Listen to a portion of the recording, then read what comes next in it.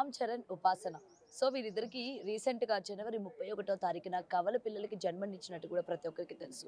అయితే ఆ జన్మనిచ్చిన తర్వాత ఇటు అభిమానులందరూ కూడా ఏ విధంగా సంబరాలు చేసుకున్నారో కూడా మనందరం ఇప్పటికే సోషల్ మీడియాలో వైరల్ అయిన వీడియోస్ కూడా చూసాం. అయితే రామ్ చరణ్ ఇంట పిల్లలు పుట్టడం ఒక ఎత్తు అయితే వాళ్ళకి పెట్టే పేర్ల ప్రత్యేకత గురించి తెలుసుకోవడానికి అభిమానులు ఎంతో ఆసక్తికరంగా ఎదురు చూస్తూ ఉంటారు.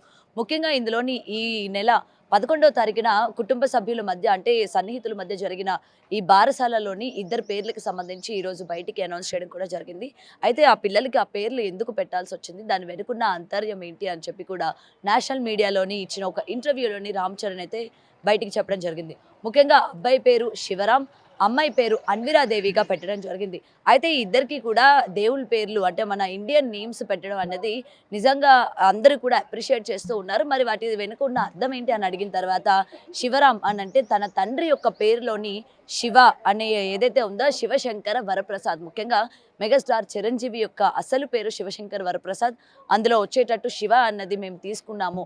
ఇంకా అన్విరాదేవి అని అంటే అమ్మవారు ఎంతో ధైర్యశక్తి కలిగిన వాళ్ళు, అలాగే ఎంతో ధైర్యంగా ధైర్య సాహసాలు ఉండే వ్యక్తి. సో తన ఆడపిల్ల కూడా అంటే తన బిడ్డ కూడా అంతే ధైర్యంగా ఈ సొసైటీని ఎదుర్కోవాలి, అంతే ధైర్యంగా తను పెరగాలి అన్నట్టు, అమ్మవారి ఆశీస్సులు కూడా ఉండాలి అన్నట్టు అమ్మవారి పేరు వచ్చేటట్టు అన్విరాదేవి అని కూడా పేరు పెట్టామని రామ్ చరణ్ చెప్పడం జరిగింది.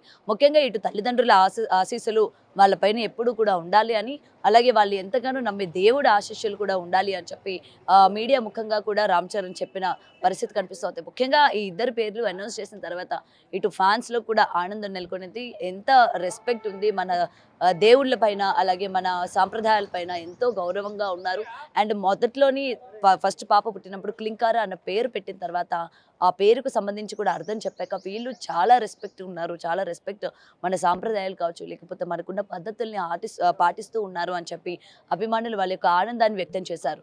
అయితే ఇక్కడ ఇద్దరు పిల్లలు పుట్టిన తర్వాత కూడా ఏదైతే మనవడు లేడు అన్న లోటు మెగాస్టార్ చిరంజీవి ఎన్నోసార్లు మీడియా ముఖంగా బయటకు వచ్చి చెప్పడం, సో ఆ సందర్భంలోని వీళ్ళకి మగబిడ్డ పుట్టడం కూడా ఇటు అభిమానులందరూ కూడా ఎంతో ఆనందించారు. వారసుడు వచ్చాడు అని చెప్పి పండగ చేసుకున్న పరిస్థితి కనిపించింది.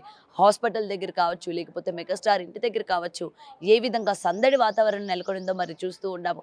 అయితే ఇప్పుడు దీనికి సంబంధించి పెట్టిన పేర్లు కూడా ఇవాళ ప్రతి ఒక్కరు కూడా సంబరపడిపోతున్నారు. ఏదో వాళ్ళ ఇంట్లో అంటే మా ఇంట్లో పిల్లల పేర్లు వీళ్ళు మా ఇంట్లో పిల్లలు అన్నట్టు వాళ్ళు కూడా వాళ్ళ ఆనందాన్ని ఇవాళ సోషల్ మీడియా వేదికగా పంచుకుంటున్న పరిస్థితి మనం చూస్తూ ఉన్నాం. మరి ఇంత గౌరవం ఇస్తూ మన సనాతన ధర్మానికి వీళ్ళింత కట్టుబడి సనాతన ధర్మంలోని దేవుళ్ళని గౌరవించి ఆ దేవుళ్ళకి సంబంధించి పేర్లు పెడుతూ, ఎందుకంటే ఈ మధ్యకాలంలో మనం చూస్తూ ఉన్నాము చిన్నపిల్లలకి పేర్లు పెట్టాలంటే నోరు తిరగని పేర్లు పెడుతూ ఉన్నారు.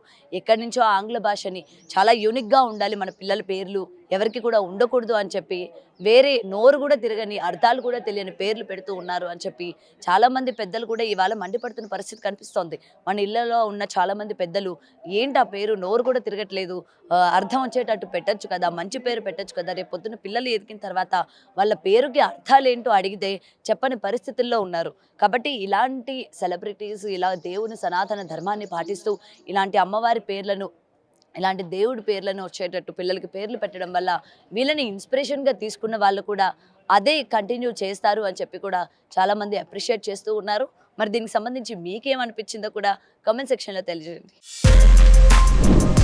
For more videos like this, subscribe Big TV channel.